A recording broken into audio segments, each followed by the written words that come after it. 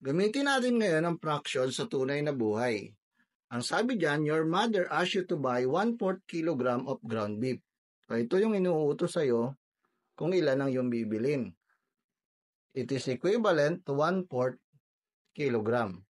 Ngayon, ang sabi dyan, ang bawat kilogram daw ay nagkakahalaga ng 440 pesos. Ang tanong sa number 1, find out how many grams are equivalent to 1/4 kilogram to ensure the correct weight of meat is purchased. So, ibig sabihin, para makatiyak ka na yung binili mo ay tama ang timbang, kailangan makita mo dun sa weighing scale na tama. So, para malaman mo yon, aalamin mo ngayon kung ilang grams ba ang katumbas ng 1/4 kilogram. Okay? Ang sabi dyan sa baba, nung problem, ang 1 kilogram ay equivalent sa 1,000 grams. So, ibig sabihin, hahatiin natin sa 4 kasi kukuha tayo ng 1/4. Kung 1,000 gram yan, kukunin natin ang 1/4 ng 1,000 grams ayon sa ating mga napag-aralan doon sa unang video kung anong fraction. Ang 4 ay denominator na nagsasabi kung ilang part natin hahatiin yung 1,000 grams. So, hahatiin natin siya into 4 parts.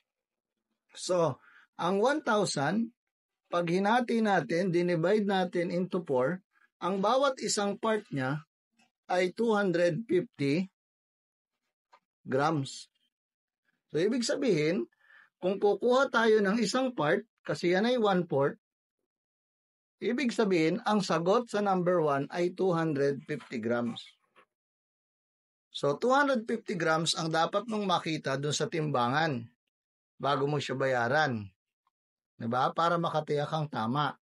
Ngayon, ang kasunod na tanong, kung nakakatiyak ka na tama yung timbang, magkano naman ang babayaran mo dapat dun sa tindero? Ang sabi, ang bawat kilogram ay 440 pesos. So, ibig sabihin, mula sa 440 pesos, kukuha ka ng 1/4. 1/4 lang yan ang babayaran mo kasi 1/4 kilogram lang yung bibilin mo eh. So, ibig sabihin, i-divide mo yung 440 sa 4. You are going to divide that into 4 parts.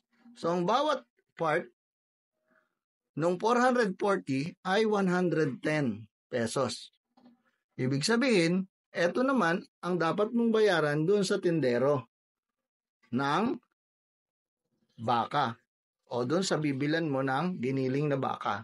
So, makakatiyak ka ngayon na hindi ka malulugi sa iyong pagkabili at pag-uwi mo ng bahay, hindi ka pagagalitan ng nanay mo. Okay? Kaya ganyan, maaari nating i-apply ang fraction in real life o sa tunay na buhay.